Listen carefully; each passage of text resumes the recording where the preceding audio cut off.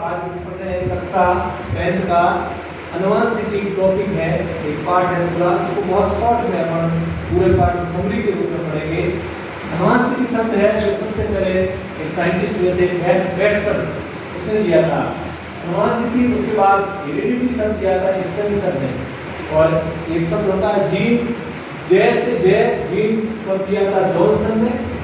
तो हेरिडिटी का मतलब होता है अनुवांशिकता, एक पीढ़ी से दूसरी पीढ़ी में लक्षणों के स्थानांतरण को हेरिडिटी कहते हैं। और अनुवांशिकी जो शब्द होता है अनुवांशिकता के जो नियम है उसके बारे में अध्ययन करने को बोलते हैं अनुवांशिकी। अनुवांशिकी तो अनुवांशिकी जिसको इंग्लिश में बोलते हैं जेनेटिक्स, इंग्लिश में बोलते हैं इसको क्या बोलते हैं जेनेटिक्स। तो अपने 10th स्टैंडर्ड की बात करें तो इसमें पहला टॉपिक है विभिन्नता।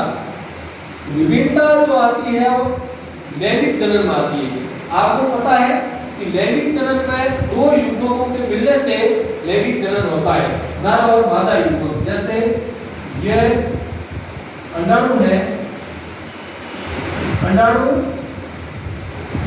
और ये शुक्राणु है। अंडाणु और शुक्राणु मिल करके 2n, ये अंडाणु है, ये शुक्राणु है, दोनों मिलते हैं अंडाणु और शुक्राणु। ये भी एगोइक है, ये भी एगोइक है, ये युग्मनज बना है। क्या बना है? ये युग्मनज क्या बना है? जाइगोट। इसको दोनों मिलते हैं तो विभिन्नता आती है। किसी माता और पिता के लक्षणों को बयान करने के लिए मतलब एक पीढ़ी से दूसरी पीढ़ी में जाने के लिए जीन का उपयोग किया जाता है। जीन शब्द या जॉनसन ये इकाई है, ठीक है, समझ में आया? तो अपन बात करेंगे थोड़ी सी विभिन्नता की। विभिन्नता के बाद अपन बात करेंगे अनुवांशिकी की। तो हम साथ अनुवांशिकी का जो जनक थे वो थे ग्रेगर जोहन मेंडल। क्या नाम था? Gregor Johan Mendel. ये जो ग्रेगर जोहन मेंडल थे, इसका जन्म 1822 में हुआ। मेंडल का जन्म 1822, याद रखना। मृत्यु इसकी 1884 में हुई। ये ऑस्ट्रिया के निवासी थे। किसके निवासी थे? ये ऑस्ट्रिया के निवासी थे। और इसके पिताजी पादरी थे। ये वियना विश्वविद्यालय में उन्होंने पढ़ाई की, ताकि वियना से विश्वविद्यालय में पढ़ाई की। इन्होंने उद्यान मटर पे काम किया। किस पे काम किया? उद्यान मटर। किस पे काम किया? उद्यान मटर पर इन्होंने काम किया। और उद्यान मटर पे काम करके इन्होंने, उद्यान मटर का नाम है जो बॉटनिकल नेम है उसको बोलते हैं पाइसम सटाइवम। Pisum sativum. साथियों, इन्होंने उद्यान मटर का क्यों चूज किया? मटर के पौधे को ही क्यों चूज किया? इन्होंने मटर के पौधे को चूज इसलिए किया कि मटर का जो पौधा होता है वो एक साल में 3-4 बार उसके बारे में अध्ययन किया था, एक पीढ़ी से दूसरी पीढ़ी में। बहुत सरलता से उसमें उसके अंदर विभिन्न लक्षण पाए जाते हैं। 7 प्रकार के विभिन्न अच्छे लक्षण पाए जाते हैं, लंबे, गोले, विभिन्न प्रकार के लक्षण पाए जाने के कारण ही मेंडल ने मटर के पौधे को लिया, उद्यान मटर के पौधे को लिया, और उसकी जो गणितीय रचना थी वो उसने बिल्कुल ही सुरक्षित रखी। इसलिए मेंडल ने मटर के पौधे को चुना, और मटर के पौधे को चुनने के बाद में इसके बारे में अध्ययन किया। दूसरी बात इसमें है, अब अपने इसके बारे में कुछ लक्षणों के बारे में पढ़ेंगे। जेनेटिक्स की कुछ टर्म्स है उसके बारे में अपन पढ़ेंगे। मेंडल ने कुछ लक्षण लिए, जैसे एक होता है समयुग्मजी।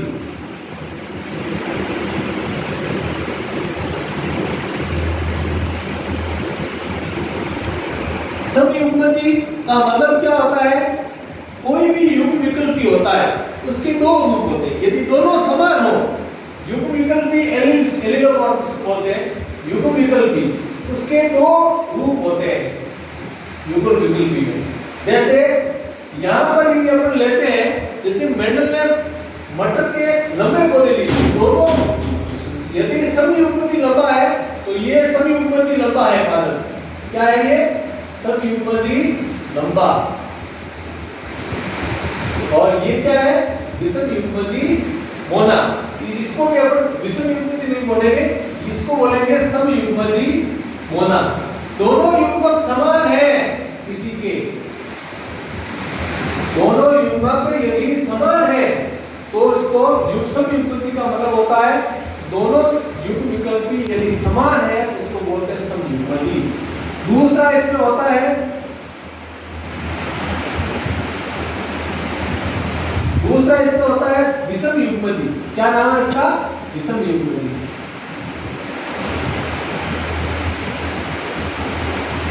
विषम युग्मजी में युग्म विकल्पी दोनों अलग अलग होते हैं, युग्म विकल्पी दोनों अलग अलग होते हैं। जैसे ये T और T, ये दोनों गोल है, एक R, दोनों ये अलग अलग है। यदि विषम युग्मजी में यदि दोनों युग्म जो है वो अलग अलग है, इसमें जैसे अपन जो शुद्ध लंबे होते हैं उसको कैपिटल में लिखते हैं और अशुद्ध लंबे, ये अशुद्ध लंबे में पाले इसको विषम युग्मजी लंबा बोलेंगे, इसे विषम युग्मजी गोल बोलेंगे। तो इसमें समयुग्मजी और विषम युग्मजी दो ये लक्षण आ गए। तीसरा टर्म्स आता है इसके अंदर, उसको बोलते हैं प्रभावी लक्षण। क्या बोलते हैं? प्रभावी लक्षण, डोमिनेंस लक्षण जिसको बोलते हैं। प्रभावी लक्षण जो होते हैं उसके अंदर, प्रभावी लक्षण होते हैं उसके अंदर जैसे दो विपरीत लक्षणों के मध्य क्रॉस करवाया तो प्रथम पीढ़ी में जो लक्षण प्रकट हुआ उसको बोलते हैं प्रभावी लक्षण।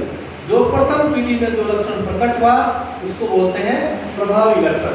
जैसे इसमें अपन इसमें आप परिभाषा लिखें तो दो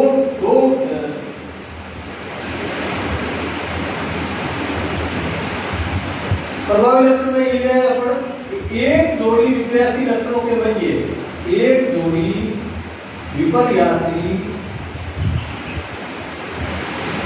लक्षणों के मध्य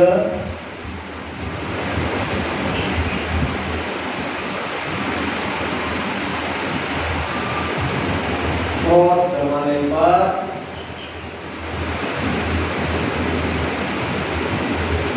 दो लक्षण प्रथम पीढ़ी में प्रकट होता है, प्रथम पीढ़ी में प्रकट होता है, प्रकट होता है उसको बोलते हैं प्रभावी लक्षण। तो क्या बोलते हैं? प्रभावी लक्षण। तो इसका उदाहरण के रूप में देखें, प्रभावी लक्षण के अंदर यहाँ इसका उदाहरण देखें, इसका उदाहरण कैसे कर सकते हैं? जैसे मेटल है,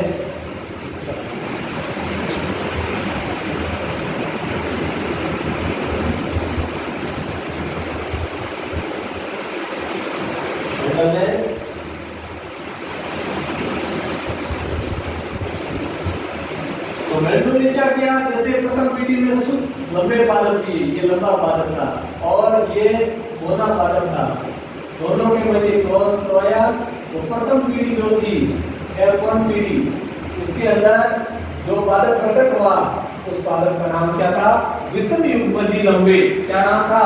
विषम युग्मजी लंबे। क्या नाम था? विषम युग्मजी, विषम युग्मजी, विषम युग्मजी लंबे पादप प्राप्त हुए। इसलिए जो लक्षण प्रथम पीढ़ी में प्रकट हुआ, जो लक्षण प्रथम पीढ़ी में प्रकट हुआ उसका लक्षण का नाम हो गया प्रभावी लक्षण। क्या हो गया? प्रभावी लक्षण। और दूसरा इसका है अप्रभावी लक्षण। दूसरा अपन क्या लिखेंगे इसमें? अप्रभावी लक्षण। अप्रभावी लक्षण यहाँ देखो, यहाँ प्रभावी लक्षण कौन सा हो गया? लंबापन। लंबापन क्या हो गया? प्रभावी लक्षण। लंबापन क्या हो गया? प्रभावी लक्षण। क्या हो गया? प्रभावी लक्षण। लंबापन क्या हो गया? प्रभावी लक्षण। कौन सा लक्षण हो गया? प्रभावी लक्षण। अब इसमें देखो साथियों अप्रभावी लक्षण। तो अप्रभावी लक्षण की परिभाषा अपन लिखेंगे तो अप्रभावी लक्षण की परिभाषा में अपन सीधी ये भी लिख सकते हैं, 10th स्टैंडर्ड का बहुत शॉर्ट है। अप्रभावी लक्षण के अंदर अपन जैसे ये अपनी दूसरी परिभाषा है अप्रभावी लक्षण।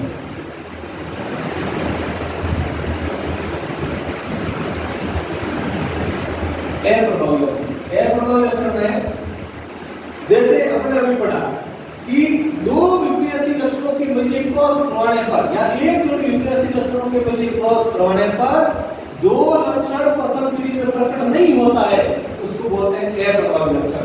जो लक्षण प्रथम पीढ़ी में प्रकट नहीं होता है, जो लक्षण प्रथम पीढ़ी में प्रकट नहीं होता है, प्रथम पीढ़ी में प्रकट नहीं होता है, प्रकट नहीं होता है, नहीं होता है, उसका नाम क्या हो गया?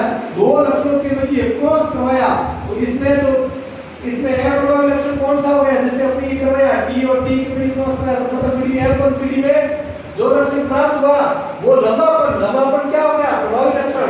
और मोनापन क्या हो गया? अप्रभावी लक्षण। मोनापन क्या हो गया? अप्रभावी लक्षण। तो अभी अपना पढ़ा प्रभावी लक्षण और अप्रभावी लक्षण। पहले पढ़ा था समयुग्मजी, विषम युग्मजी। अगला अपना टॉपिक इसके अंदर है वो है, अगला टॉपिक इसी के अंदर है, उसके अंदर इस टॉपिक का नाम है अपना, उस टॉपिक का नाम हो गया लक्षण प्रारूप। लक्षण प्रारूप और दूसरा हो गया जीन प्रारूप। क्या हो गया? लक्षण प्रारूप और जीन प्रारूप। इसके बारे में पढ़ेंगे। लक्षण प्रारूप क्या होता है?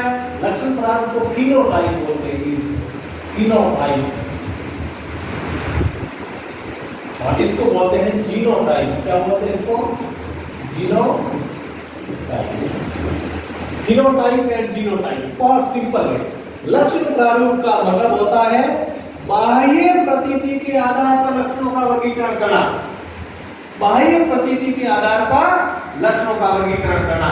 जैसे लक्षण प्रारूप का मतलब होता है बाहर से प्लांट कैसे दिखते हैं, मतलब तीन पादप अपने लिए, इसमें जीनीय संरचना के आधार पर लिखा है, इसमें लक्षणों के आधार पर। तो इसका पहला पॉइंट हो जाएगा लक्षण प्रारूप पौधे बाह्य प्रतीति के आधार पर। पौधे बाह्य प्रतीति के आधार पर, बाह्य प्रतीति के आधार पर बाहरी रूप से कैसे दिख रहे हैं, बाह्य प्रतीति के आधार पर लक्षणों का वर्गीकरण करना, उसके अनुसार उसको लिखना। आधार पर ये बाह्य प्रतीति के आधार पर ये जीन की संरचना के अनुसार, जीन की संरचना के अनुसार, जीन की संरचना के अनुसार इसका वर्गीकरण किया जाता है। इसके अंदर जीन प्रारूप, जीनीय जो इसकी संरचना दिख रही है या जीन की रचना के आधार पर ये बाहरी,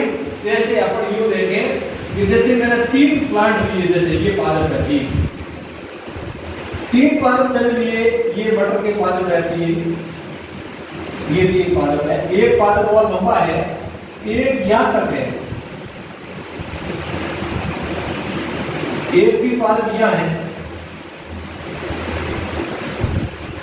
तीसरा पादप है यहां तक।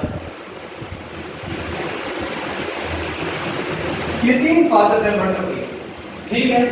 इन तीनों पादपों को मैंने वर्गीकरण किया। ये पादप शुद्ध लंबा है, बिल्कुल लंबा है, ये इससे छोटे हैं दो, तो इसको मैंने लिख दिया जैसे टी और टी, ये शुद्ध लंबा, ये अशुद्ध लंबे, दिखने में कैसे लंबे, और ये बोना है। तो इसका वर्गीकरण अपने करेंगे सिंपल। इस चित्र को देखिए, हम दूर से ही देखते हैं कि पादप तीन ये लंबे दिख रहे हैं, अपन ये बोले तीन लंबे हैं और एक छोटा है, तो ये तीन लंबे हैं और एक छोटा है। बाह्य प्रतीति के आधार पर जैसे ये समयुग्मजी लंबा है, समयुग्मजी लंबा, ये विषम युग्मजी लंबा, ये भी विषम युग्मजी लंबा, और ये समयुग्मजी मोना।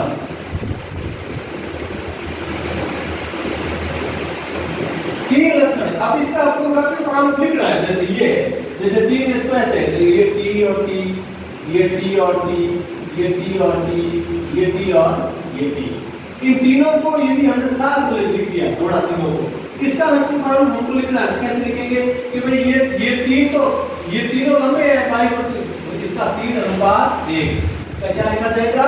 3:1। यदि इसका लक्षण जीन प्रारूप लिखना है, आपको क्या लिखना है? जीन प्रारूप लिखना है। तो देखिए ये अलग है, जैसे इसका जैसे ये टी और ये टी, ये टी और ये टी, अब इसको ध्यान से समझो। इन तीनों टी के अंदर ये बिल्कुल अलग है, ये दो समान है, इनकी जीनी संरचना अलग है। अब ये एक हो गया शुद्ध अनुपात, ये कितने हो गए 2, ये कितने हो गए 1। तो एक संकर संकरण का मैं उदाहरण बता रहा हूं। एक संकर संकरण में आप याद रखना, एक संकर संकरण का लक्षण प्रारूप होता है 3:1। कितना होता है 3:1, 3:1 याद रखना। और इसका जो जीन प्रारूप होता है 1:2:1, 1:2:1। कितना होता है 1:1, 1:2:1। इसका याद 121, 3:1। ये होता है लक्षण प्रारूप और जीन प्रारूप, इसके बारे में। ठीक है।